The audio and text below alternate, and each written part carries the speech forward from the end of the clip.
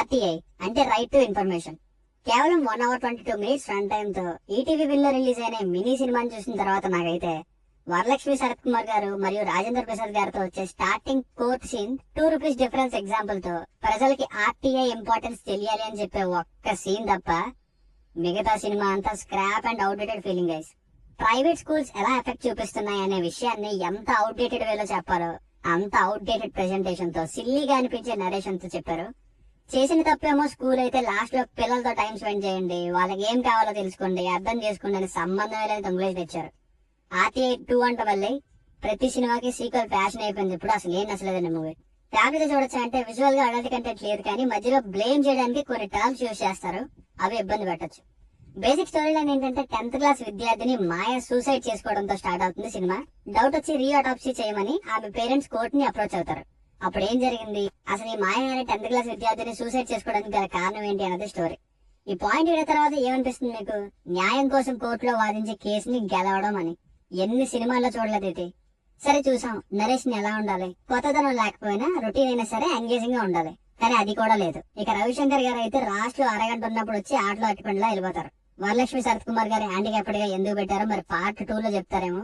అసలు శశాంక్ గారి డబ్బింగ్ మధ్యలో వేరొకరు చెప్పినట్టు చెంపదెబ్బలకి సౌండ్ ఎఫెక్ట్స్ లేనట్టు చాలా క్లియర్ గా తెలుస్తుంది. ఎమోషన్స్ అయితే కంప్లీట్ గా ఫోర్స్డ్ ఎమోషన్స్ అని చెప్పాలి. అసలు సిల్లీ రీజన్స్, మెయిన్ గా లాజిక్స్ కోసం ఎంత తక్కువ మాట్లాడితే అంత మంచిది. ఎగ్జాక్ట్ గా కేసుని వాదిస్తున్నప్పుడే ఆ పేరెంట్స్ కూడా కోర్టులో ఉండడం, శశాంక్ గారి క్యారెక్టర్ కరెక్ట్ గా సిద్ధు గారే నమ్ముకోవాలి, బ్రెయిన్ ని అమ్ముకోవాలని చెప్పినప్పుడే ఆ ఓనర్ అక్కడ ఉండడం, ఏకంగా రిజల్ట్స్ సర్వర్ నే హ్యాక్ చేయడం, 2 years నుండి స్కూల్ ఫేమ్ పోతుందన్నా సరే బయటకు రాని రీజన్ ప్రెస్ మీట్ లో అందరి ముందు చెప్పడం, కొడుకు డ్రగ్స్ కి బానిస అంటారు, స్కూల్ ని బ్లేమ్ చేస్తారు, ఆర్టీఐ ద్వారా కేసుని మళ్ళీ వెలుగులోకి తీసుకొస్తే సంబంధం లేని కంక్లూజన్. కొన్ని మంచి కోర్ట్ రూమ్ డ్రామా ఉందంటే కోర్టులో వచ్చే సీన్స్ గట్టిగా మాట్లాడితే సినిమా మొత్తంలో 15 minutes కూడా కష్టం. కొంత రన్ టైం ఈ మోటివేషన్స్ కే పోతుంది, ఇంకొంత పేరెంట్స్ మాకు న్యాయం చేయండి అంటూ, కొంత రన్ టైం ఈ మోటివేషన్స్ కి పోతుంది, ఇంకొంత పేరెంట్స్ మాకు న్యాయం చేయండి అంటూ, ఇంకొంత ఇది రూము అది ఫోటో ఇక్కడే ఊరేసుకుందంటే ఇలాగే పోయింది. అసలు స్టార్టింగ్ లోనే ఎలా జరిగి ఉంటుందని ఆల్మోస్ట్ తెలిసిపోతుంది వాళ్ళు చూపించిన ఆ సెటప్ కి. సీరియస్ ప్రాబ్లమ్ లో చూపించి కామెడీ చేస్తూ ఉంటారు. రాజేంద్ర ప్రసాద్ గారిని వరలక్ష్మి శరత్ కుమార్ గారిని సరిగ్గా యూజ్ చేసుకోలేదని చెప్పాలి. పేరెంట్స్ ని మించిన క్రిమినల్స్ ఎవరు ఉండరంటూ ఇచ్చిన కంక్లూజన్ ఇర్రెలెవెంట్ గా అనిపించింది. కొన్ని సీన్స్ ని లందీగా షూట్ చేసేవారు, ఇది చేద్దాం అది చేద్దాం అనుకోవడానికి కొన్ని సీన్స్ పెట్టేశారు. మధ్యలో ప్రొడక్షన్ వాల్యూస్ కూడా తక్కువే.